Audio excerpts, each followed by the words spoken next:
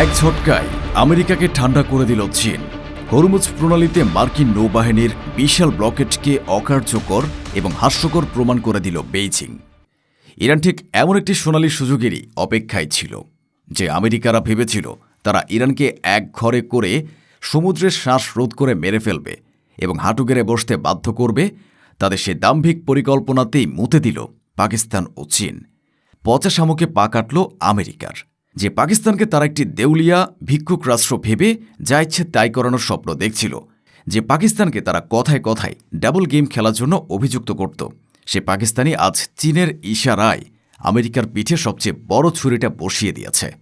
হরমুজে মার্কিন নৌ অবরোধকে বুড়ো আঙুল দেখিয়ে পাকিস্তান কেন ইরানের জন্য ৬টি গুরুত্বপূর্ণ স্থল করিডোর খুলে দিল?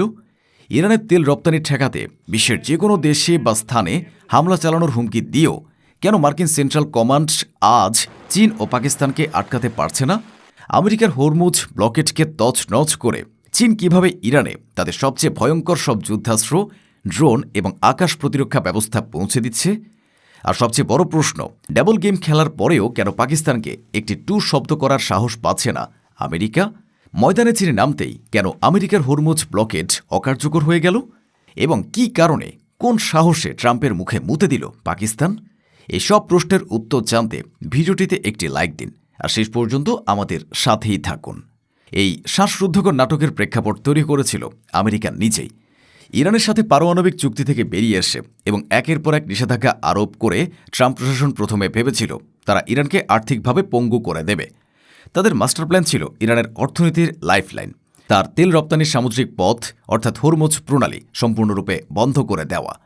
এর উদ্দেশ্যে তারা পারস্য উপসাগরে তাদের পঞ্চম নৌবহর এবং একাধিক এয়ারক্রাফট ক্যারিয়ার স্ট্রাইক গ্রুপ মোতায়েন করে একটি দুর্ভেদ্য নৌ অবরোধ বা ব্লকেট তৈরি করে। পেন্টাগনের জেনারেলরা নিশ্চিত ছিলেন সমুদ্রে আটকে পড়লে ইরান কয়েক মাসের মধ্যে আত্মসমর্পণ করতে বাধ্য হবে। তারা ভেবেছিল দেউলিয়া হতে বসা অর্থনৈতিক সংকটে জর্জরিত পাকিস্তান তাদের এই পরিকল্পনায় সমর্থন দেওয়া ছাড়া আর কোনো উপায় থাকবে না। কিন্তু তারা ভুলে গিয়েছিল দাবার এ বোর্ডে এখন এক নতুন গ্র্যান্ডমাস্টার বসে আছে, চীন। আর পাকিস্তান এখন আর ওয়াশিংটনের টাকার জন্য হাফ পিতেশ করে বসে থাকা কোনো ক্লায়েন্ট স্টেট নয়। আমেরিকা যখন তার বিশাল রণতরী আর যুদ্ধবিমান নিয়ে হরমুজের সমুদ্রে পাহারা দিচ্ছিল, ঠিক তখনই ২৫শে এপ্রিল ২০২৬-এ পাকিস্তান একটি নীরব কিন্তু বিধ্বংসী পদক্ষেপ নেয়। তারা transit of goods through territory of Pakistan order 2026 নামের একটি নতুন আইন জারি করে, যার মাধ্যমে ইরানের জন্য ৬টি গুরুত্বপূর্ণ স্থল করিডোর আনুষ্ঠানিকভাবে খুলে দেওয়া হয়। এই করিডোরগুলো ইরানের তাফতান এবং গাবথ সীমান্ত থেকে শুরু হয়ে পাকিস্তানের বেলুচিস্তান প্রদেশের মধ্য দিয়ে গোয়াদর, করাচি এবং পোর্ট কাসিম বন্দর পর্যন্ত বিস্তৃত। এর মধ্যে সবচেয়ে গুরুত্বপূর্ণ এবং কৌশলগত রুটটি হল গোয়াদর বন্দর থেকে ইরানের গাবথ সীমান্ত পর্যন্ত মাত্র ২ থেকে ৩ ঘন্টার একটি সংক্ষিপ্ত রাস্তা। এই পদক্ষেপের পেছনে রয়েছে চীনের শীতল এবং তীক্ষ্ণ মস্তিষ্কের এক মাস্টার প্ল্যান। এই নতুন স্থল করিডোরগুলো সরাসরি চীন পাকিস্তান অর্থনৈতিক করিডোর বা সিপিইসি এর সাথে যুক্ত, যা চীনের উচ্চাভিলাষী বেল্ট অ্যান্ড রোড ইনিশিয়েটিভ এর ফ্ল্যাগশিপ প্রকল্প। এর মাধ্যমে চীন আমেরিকার নৌ অবরোধকে সম্পূর্ণ বাইপাস করে ইরানের তেল এবং অন্যান্য পণ্য সরাসরি পাকিস্তানের গোয়াদার বন্দর হয়ে নিজেদের দেশে নিয়ে যাওয়ার একটি স্যাংশন প্রুফ বা নিষেধাজ্ঞা রোধী রুট তৈরি করে ফেলল। ইরান এখন আর শুধু সমুদ্র পথের উপর নির্ভরশীল নয়, তারা এখন চীনের শিয়ান শহর থেকে তেহরান পর্যন্ত প্রায় ১০,৪০০ কিলোমিটার দীর্ঘ রেল লাইন এবং পাকিস্তানের এই নতুন স্থলপথ দুই ব্যবহার করতে পারছে। আমেরিকা যখন সমুদ্রে মাছ ধরবে বলে জাল ফেলছে, তখন ইরান এবং চীন মাটির উপর দিয়ে বাণিজ্য চালিয়ে যাচ্ছে। কিন্তু এটা শুধু তেল বা সাধারণ পণ্য রপ্তানির বিষয় না, যা পেন্টাগনের ঘুম হারাম করে দিয়েছে।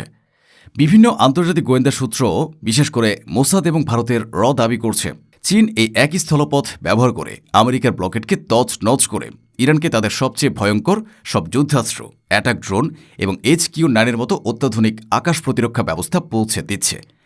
আমেরিকা যখন সমুদ্রে পাহারা দিচ্ছে, তখন চীন মাটির উপর দিয়ে ইরানের সামরিক শক্তিকে প্রতিদিন প্রতি মুহূর্তে বহুগুণে বাড়িয়ে তুলছে। মার্কিন সেন্ট্রাল কমান্ড বা সেন্টকম অসহায়ভাবে স্যাটেলাইটে এ ট্রাকের সারি দেখতে পাচ্ছে, কিন্তু তাদের কিছুই করার নেই। তারা জানে এ ট্রাকের কনভয়ে হামলা চালানোর অর্থ কী। এখানে আসে সবচেয়ে বড় প্রশ্ন, কেন আমেরিকা চুপ?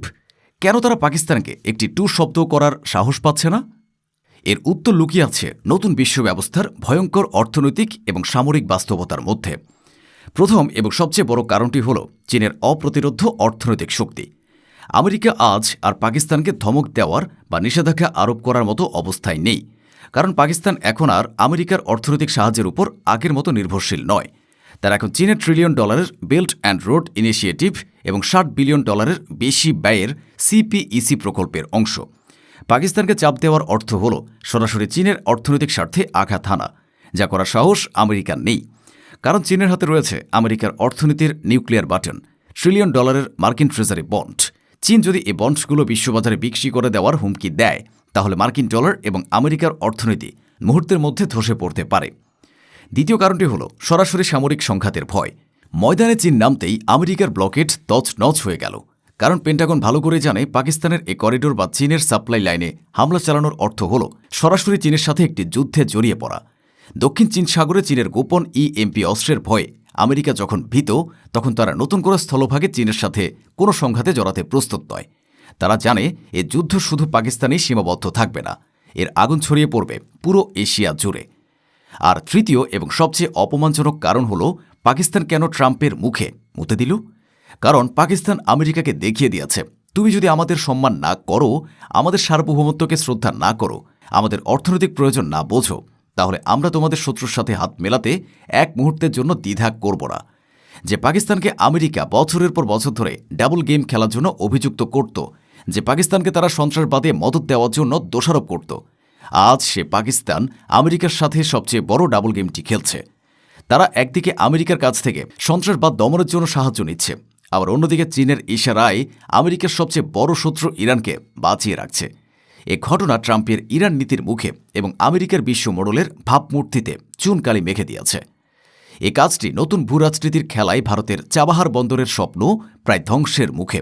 ভারত যে কাজটি ইরানের চাবাহার বন্দরে দিয়ে করতে চেয়েছিল, অর্থাৎ পাকিস্তানকে বাইপাস করে আফগানিস্তান এবং মধ্য এশিয়ায় পৌঁছানো, পাকিস্তান এখন ঠিক সেই একই কাজটি করছে চীনের সহায়তায়। তারা গোয়াদর এবং ইরানের নতুন স্থলপথ ব্যবহার করে মধ্য এশিয়ার দেশগুলোতে যেমন উজবেকিস্তানে নিজেদের বাণিজ্য পথ খুলে দিয়েছে।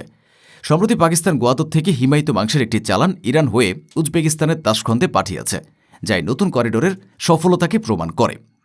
হরমুজ প্রণালীতে মার্কিন নৌ অবরোধ আজ একটি ব্যর্থ, অকার্যকর এবং হাস্যকর পরিকল্পনায় পর্যবসিত হয়েছে। চীন এবং পাকিস্তান একসাথে মিলে আমেরিকাকে একটি নিখুঁত, কৌশলগত, অর্থনৈতিক এবং মনস্তাত্ত্বিক চেকমেট দিয়েছে। তারা ইরানকে শুধু একটি নতুন অর্থনৈতিক লাইফলাইনই দেয়নি, বরং আমেরিকার নিষেধাজ্ঞা এবং সামরিক হুমকির যুগ যে শেষ হয়ে গেছে তা চোখে আঙুল দিয়ে দেখিয়ে দিয়েছে। আমেরিকা পচা শামুকে পা কেটেছে। তারা ভেবেছিল ইরানকে দুর্বল করতে গিয়ে তারা পাকিস্তানকে ব্যবহার করবে, কিন্তু বাস্তবে চীন পাকিস্তানকে ব্যবহার করে আমেরিকাকে দুর্বল করে দিয়েছে। এখন প্রশ্ন আপনাদের কাছে, আপনারা কি মনে করেন চীনের সহায়তায় পাকিস্তানের এই ডাবল গেম বা দ্বৈত নীতি কি একটি সঠিক এবং বুদ্ধিদীপ্ত পদক্ষেপ? এবং চীনের এই অর্থনৈতিক করিডোর কি আগামী দিনে মার্কিন সামরিক শক্তিকে পুরোপুরি অকার্যকর করে দেবে? কমেন্টে আপনার মূল্যবান মতামত জানান, কারণ এই নতুন খেলার নিয়মই নির্ধারণ করবে একবিংশ শতাব্দীর বিশ্বকে কে শাসন করবে।